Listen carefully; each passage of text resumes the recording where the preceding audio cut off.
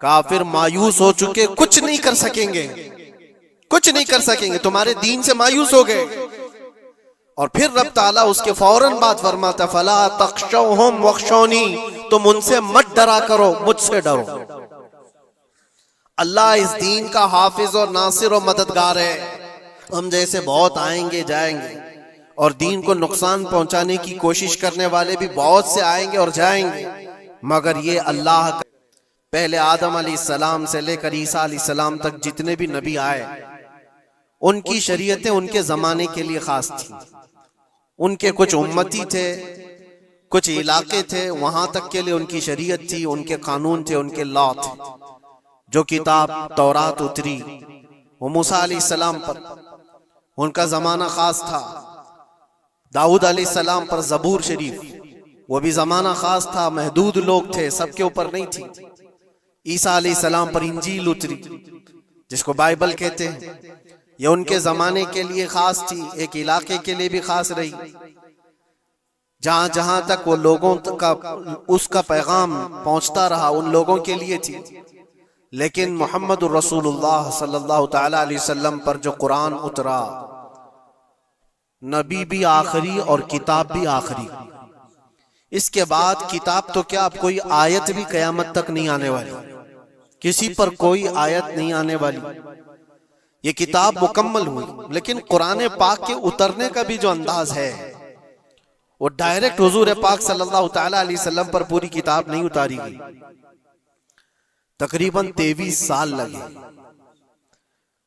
کبھی ایک آیت آتی، کبھی 2 آیتیں، کبھی 5 آیتیں، موقع کے اعتبار سے۔ حضرت جبرائیل علیہ السلام قرآن کی آیتیں لے کر اترتے تھے اور حضور پاک صلی اللہ علیہ وسلم کو سناتے تھے، جس کو کہتے ہیں وحی اترنا، وحی کا اترنا۔ یہ قرآن پاک کے نازل ہونے کا جو پروسیس ہے وہ 23 سال لگ گئے، 23 ایئرز۔ اور 23 سال کے بعد قرآن کمپلیٹ ہوا۔ جب حضور پاک صلی اللہ علیہ وسلم کی عمر مبارکہ 40 سال کی تھی، اس وقت قرآن اترنا شروع ہوا۔ جب آپ کی عمر مبارکہ 63 سال کی ہوئی تو قرآن کمپلیٹ ہوا۔ اور کمپلیٹ کس دن ہوا؟ یوم عرفہ، جمعہ کے دن، جو آج کا دن تھا۔ قرآن مکمل ہو گیا۔ اور آخری آیت یہ نازل ہوئی، آخری آیت یہ تھی کہ اللہ فرماتا ہے آج کے دن میں نے تمہارا دین مکمل کر دیا اور اپنی نعمتیں تمام کر دی اور تمہیں اسلام دے کر راضی ہوا۔ ایک بڑی عجیب بات میں آپ کو بتاؤں، یہ عرفہ کا دن جو رسول پاک صلی اللہ علیہ وسلم کے حج کا تھا، روایت میں ہے تقریباً 1,20,000 کے قریب صحابہ حضور کے ساتھ حج کر رہے تھے۔ ایک بہت بڑا مجمع، اس زمانے میں 1,20,000 لوگوں کا جمع ہونا۔ حضور پاک صلی اللہ تعالی علیہ وسلم کے ساتھ ہر جگہ، ہر علاقے کے لوگ شامل ہوئے اور صحابہ وہاں پر موجود تھے۔ اور حضور نے ایک دستور عطا کیا، ایک قانون عطا کیا، جو آپ کا آخری خطبہ ہے، وہ پوری دنیا کے لیے مشعل راہ ہے۔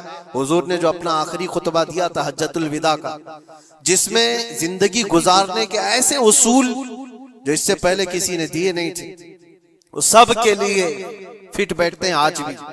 حضور نے فرمایا تھا عورتوں کے حقوق پر، بچوں کے حقوق پر، بوڑھوں کے ساتھ معاملات پر، غلاموں کے ساتھ سلوک پر، سود کی حرمت پر، بہت ساری یہ تمام چیزوں کا مجموعہ ایک خطبہ تھا، حضور کا آخری خطبہ۔ جب حضور نے یہ خطبہ دیا اور ساری باتیں بیان کی تو صحابہ تو خوش تھے اس آیت کے اترنے کے بعد کہ کمپلیٹ ہو گیا قرآن، ہمارا دین مکمل ہو گیا آج۔ ایسا نہیں کہ ابھی اور کوئی حکم آنے والا ہے، جو آنا تھا ہو گیا۔ تو صحابہ خوش تھے، لیکن حضرت ابوبکر صدیق رضی اللہ تعالیٰ عنہ رو رہے تھے۔ ایک کنارے پر آپ جا کر کے رو رہے تھے۔ صحابہ نے آپ سے پوچھا کہ آج تو ہمارا دین کمپلیٹ ہوا، مکمل ہوا، اور قرآن مکمل ہوا ہے، تو آپ کو رونے کی وجہ کیا ہے؟ کیا ضرورت ہے؟ آپ نے فرمایا دین تو مکمل ہوا، قرآن بھی کمپلیٹ ہوا، لیکن اس کے بیک گراؤنڈ میں تم یہ کیوں نہیں سوچتے کہ اب حضور پاک کی زندگی کا بھی جو مقصد تھا وہ مکمل ہو گیا، اب حضور ہمارے ساتھ نہیں رہیں گے۔ شاید حضور پاک صلی اللہ تعالی علیہ وسلم اس کے بعد زیادہ ہمارے درمیان نہ رہیں، کیونکہ وہ اللہ کے رسول تھے۔ رسول اپنا پیغام پہنچانے کے بعد پھر اپنے رب کے پاس چلا جاتا ہے۔ یہ بہت گہری سوچ تھی صدیق اکبر رضی اللہ تعالیٰ عنہ کی، اور ہوا بھی یہ کہ اس حج کے بعد حضور صلی اللہ تعالیٰ علیہ وسلم واپس مدینہ تشریف لے گئے، اور صرف 2 مہینے کے بعد حضور پاک کا وصال ہوا۔ اپنے حج کے بعد نبی پاک صلی اللہ تعالیٰ علیہ وسلم 2 مہینے تک مدینہ میں رہے، اس کے بعد آپ رحلت فرما گئے۔ آج بتانا یہ ہے کہ یہ دن ایسا ہے عرفہ کا جو ہیبت طاری کرتا ہے۔ قرآن کہتا ہے الیوم یئس الذین کفروا من دینکم، آج کے دن کفار تمہارے دین سے مایوس ہو گئے کہ کچھ نہیں بگاڑ پائیں گے اس دین کا، جو کرنا تھا سب کر کے دیکھ لیں۔ آج کے دور میں آپ سوچتے ہوں گے کہ میرے دین کا فیوچر کیا ہے، دین اسلام کی حفاظت کیسے ہو سکتی ہے؟ کوئی فکر کی بات نہیں۔ قرآن پاک 1400 سال پہلے یہ بیان کر رہا ہے، کافر مایوس ہو چکے، کچھ نہیں کر سکیں گے، کچھ نہیں کر سکیں گے، تمہارے دین سے مایوس ہو گئے۔ اور پھر رب تعالیٰ اس کے فوراً بعد فرماتا فلا تخشوہم واخشونی، تم ان سے مت ڈرا کرو، مجھ سے ڈرو۔ اللہ اس دین کا حافظ اور ناصر و مددگار ہے۔ ہم جیسے بہت آئیں گے جائیں گے، اور دین کو نقصان پہنچانے کی کوشش کرنے والے بھی بہت سے آئیں گے اور جائیں گے، مگر یہ اللہ کا چراغ ہے، پھونکوں سے نہیں بجھایا جا سکتا، اس کی روشنی کبھی ختم نہیں ہوگی۔ اللہ تعالیٰ اس کا حافظ ہے، ناصر ہے۔ عرفہ کا دن ہیبت طاری کرنے والا کیوں ہے؟ وہ ایک میدان ہے۔ سنو حدیث پاک، اللہ کے نبی صلی اللہ تعالیٰ علیہ وسلم کیا فرماتے ہیں؟ عن جابر رضی اللہ تعالیٰ عنہ قال قال رسول اللہ صلی اللہ علیہ وسلم ما من یوم افضل عند اللہ من یوم عرفہ ينزل اللہ الى السماء الدنیا فیباہی بأہل الارض اہل السماء فیقول شغثا غبرا ضاحین جاؤوا من كل فج عمیق یرجون رحمتی فلم یروا عذابی فلم یرا یوم اکثر عتقا من النار من یوم عرفہ او کما قال رسول اللہ صلی اللہ علیہ وسلم۔ حضرت جابر رضی اللہ تعالیٰ عنہ فرماتے، حضور صلی اللہ علیہ وسلم فرماتے ہیں عرفہ کے دن سے زیادہ افضل کوئی دن اللہ کے نزدیک میں نے نہیں دیکھا، آج کے دن سے زیادہ افضل دن دیکھا نہیں۔ اللہ تبارک و تعالی آسمان والوں کو بتا کر کے زمین والوں پر فخر فرماتا ہے۔ یہ زمین والے کون ہیں؟ ہم لوگ۔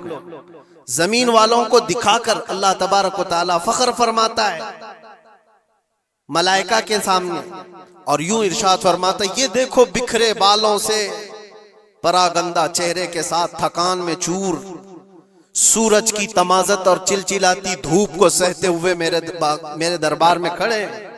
اے ملائکہ یہ چاہتے کیا ہے؟ دیکھو یہ سب کے سب پکار رہے ہیں لبیک اللہم لبیک، اے اللہ میں حاضر ہوں، اے اللہ میں حاضر ہوں۔ رب تعالیٰ فخر کرتے ہوئے ارشاد فرماتا ہے وہ میری رحمت کی امید میں آئے ہوئے اور وہ میرا عذاب نہیں دیکھ رہے، لیکن اے ملائکہ میں نے ان کی اس حاضری کو قبول کیا اور ان کو ایسا پاک کر دیا جیسے وہ آج ہی اپنے ماں کے پیٹ سے پیدا ہو۔ اور حضور فرماتے فلم یرا یوم اکثر عتقا من النار من یوم عرفہ، آج کے دن سے زیادہ جہنم سے آزاد ہونے والا دن میں نے دیکھا نہیں۔ حضور فرماتے آج سے زیادہ۔ اور ایک بات ہو سکتا ہے آپ کی بھی ذہن میں یہ بات، یہ عرفہ کا میدان مکہ مکرمہ میں پہلے ہزاروں کی تعداد میں لوگ ہوتے تھے، اب لاکھوں کی تعداد میں لوگ وہاں پر موجود ہیں، اور سب کی بخشش کا اعلان ہو رہا ہے۔ یہ پورے دنیا والے جو ہم لوگ دور ہیں جو جا نہ سکے، ان کا کیا ہے؟ ایک صحابی رسول نے حضور صلی اللہ علیہ وسلم سے یہ سوال کری کہ اللہ کے نبی یہ بتائیں، یہ جو آپ نے فضیلت بیان کی ہے کہ عرفہ کے دن جس کے سینے میں رائی کے دانے کے برابر ایمان ہو اور وہ اللہ سے بخشش طلب کرے تو اللہ اس کو معاف کرتا ہے، اللہ تعالیٰ اس کی بخشش فرما ہی دیتا ہے۔ یہ جو فضیلت آپ نے بیان فرمائی عرفات کے میدان میں موجود سارے لوگوں کے لیے ہے یا پھر دنیا بھر میں موجود مسلمانوں کے لیے؟ اس صحابی رسول نے یہ سوال ہمارے جانب سے کر لیا ہوگا۔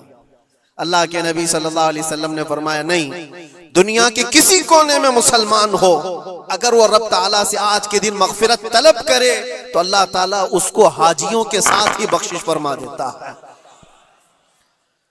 حاجیوں کے ساتھ جو عرفہ کے دن وہاں پر ہوں گے، اللہ تبارک و تعالیٰ ان کی بھی بخشش فرما دیتا ہے۔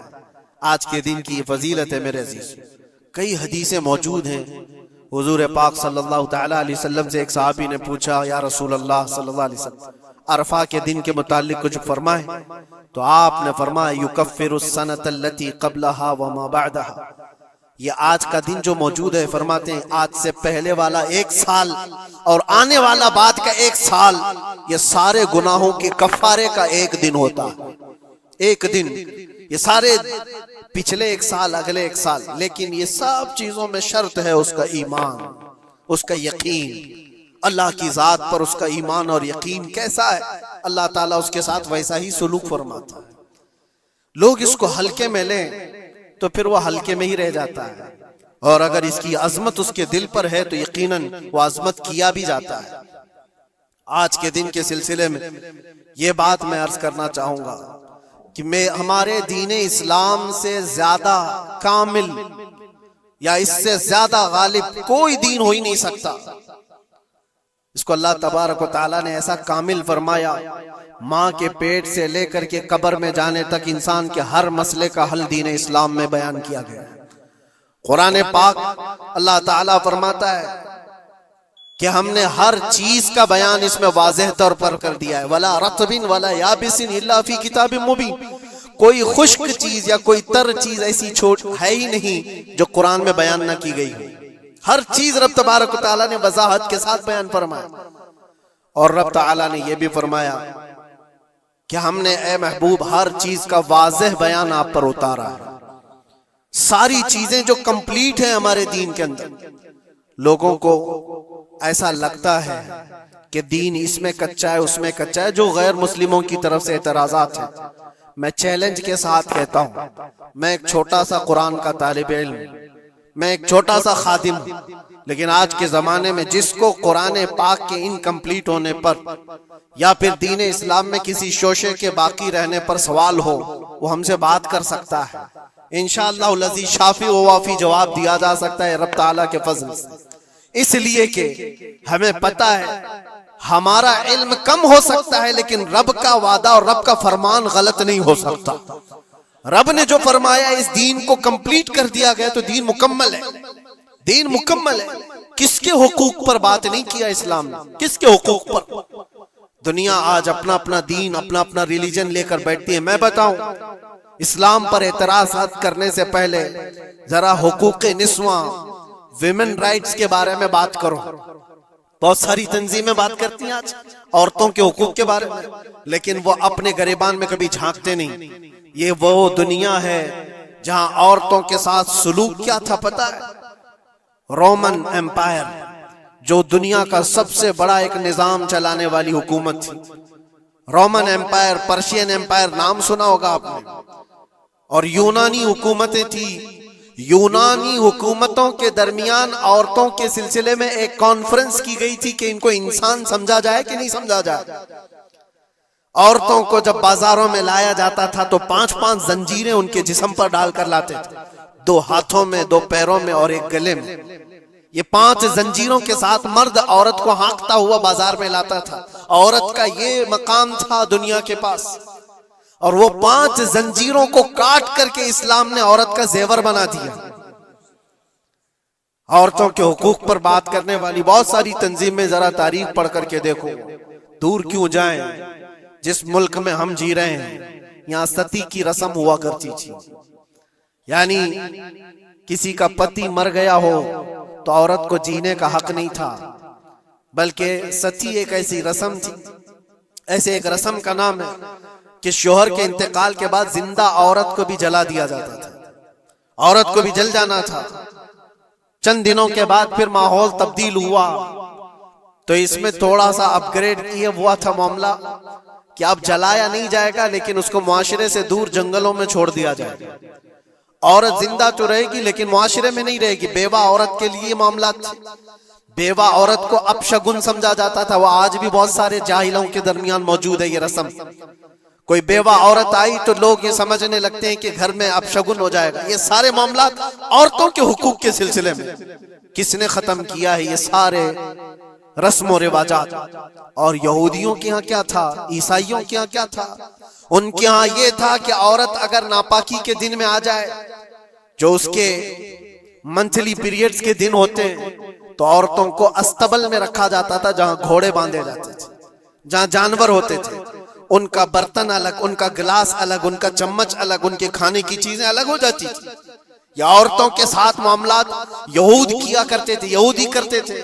آج پوری دنیا میں یہ اعتراضات اٹھائے جاتے ہیں کہ اسلام عورتوں کو چار دیواری کے اندر رکھتا ہے. ظالموں، تمہیں پتہ نہیں یہ اسلام ہی ہے جس نے جنت کو عورت کے قدموں کے نیچے رکھا. الجنت تحت اقدام الامہات، میرے آقا نے فرمایا ہے لوگوں تمہاری جنت تمہارے ماں کے قدموں کے نیچے. اس کو بہن کی شکل میں کیا فرمایا اور بیوی کی شکل میں کیا مقام دیا. ذرا پڑھ کر کے تو دیکھو اسلام کو. ایک لقمہ بھی اگر کھلاتے ہو بیوی کو تو صدقے کا ثواب رکھا گیا. بہن کی دعا بھائی کے حق میں ایسے قبول ہوتی ہے جیسے کوئی خانہ کعبہ کے پاس دعا کر رہا ہو. اور بیٹی کی دعا، بیٹی کے لیے کیا فرمایا؟ میرے آقا فرماتے ہیں جس نے اپنی ایک بیٹی کی پرورش کی اور اس کو صحیح جگہ پر شادی کر کے دیا، میرے آقا فرماتے ہیں اس پر میری شفاعت واجب ہے، اس پر جنت ہے. یہ عورتوں کے حقوق اسلام نے دیے، کہاں سے اٹھا کر کہاں رکھ دیا. اور جو بیواؤں کے ساتھ سلوک تھا، بیوہ کو اپشگن مانا جاتا تھا. ایک دو نہیں، 10 بیوہ عورتوں سے میرے آقا نے نکاح فرمایا. سید الانبیاء ہیں، سید الرسول ہیں. ارے حضور پاک صلی اللہ علیہ وسلم چاہتے نا تو بڑے بڑے بادشاہوں کی بیٹیاں حضور کے حرم میں آ جاتی.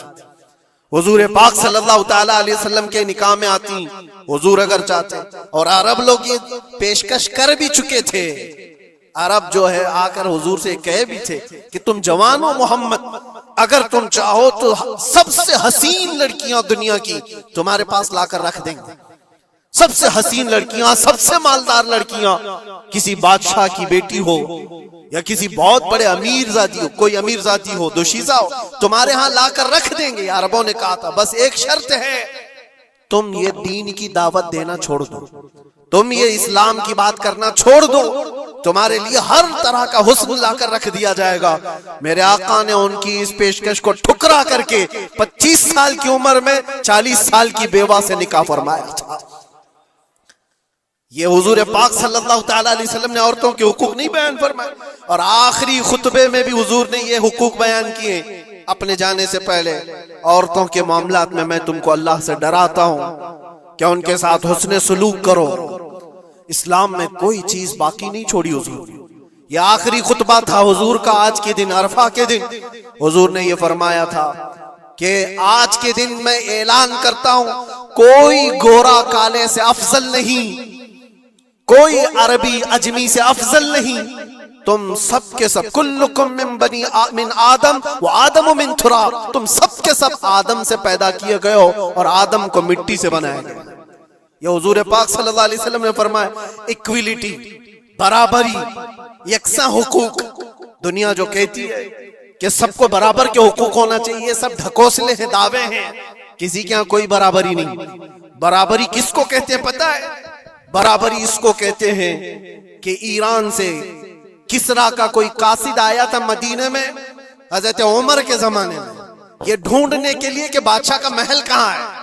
مدینے میں لوگوں سے پوچھا کہ تمہارا بادشاہ رہتا کہاں ہے؟ تو لوگ ہنس کر کے کہے ہمارا بادشاہ ہوتا ہی نہیں. کہا پھر کیا ہوتا ہے؟ کہا امیر المومنین. کہا اچھا وہی امیر المومنین، اس کا محل کہاں ہوتا ہے؟ پھر لوگ ہنس پڑے. کہا اس کا محل نہیں ہوتا ہے، اس کا محل ہی نہیں ہوتا ہے. کہا پھر کہاں ہے؟ کہا دیکھو وہ پیپل کے جھاڑ کے نیچے سو رہا ہوگا. ایران کا قاصد آیا ہوا ہے جن کی پوری فوج میں سرسری چھا جاتی تھی عمر ابن خطاب کے نام سے، وہ پیپل کے جھاڑ کے نیچے سو رہا ہے. وہ آیا اور جا کر کے دیکھا تو ایک درخت کے نیچے حضرت عمر فاروق ننگی پیٹ آرام فرما رہے. برابری کی بات یہ دنیا کرتی ہے لیکن کوئی ایکویلٹی کسی کا نہیں ہے. ہم نے بہت سارے ملک دیکھے، بہت ساری جگہوں پر ہم نے دیکھا ہے امیروں کے لیے الگ قانون ہے، غریبوں کے لیے الگ قانون ہے۔ بادشاہ کا بیٹا جرم کرے تو اس کے لیے 100 خون معاف ہیں، غریب اگر چھوٹی سی بھی جرم کرے تو سالوں وہ سلاخوں کے پیچھے رہ سکتا ہے۔ یہ ایکویلٹی کی بات دنیا کرتی ہے، اور اسلام جس ایکویلٹی کی بات کرتا ہے وہ کیا ہے؟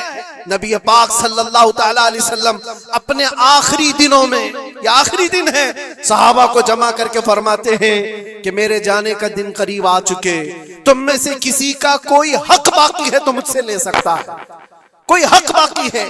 وہ سید الانبیاء ہے جن کی ایک زبان پر اللہ تبارک و تعالیٰ کسی کو جنت عطا کرے، وہ رسول کہتا ہے کہ تم میں سے کسی کو کوئی حق باقی ہے تو لے سکتا ہے۔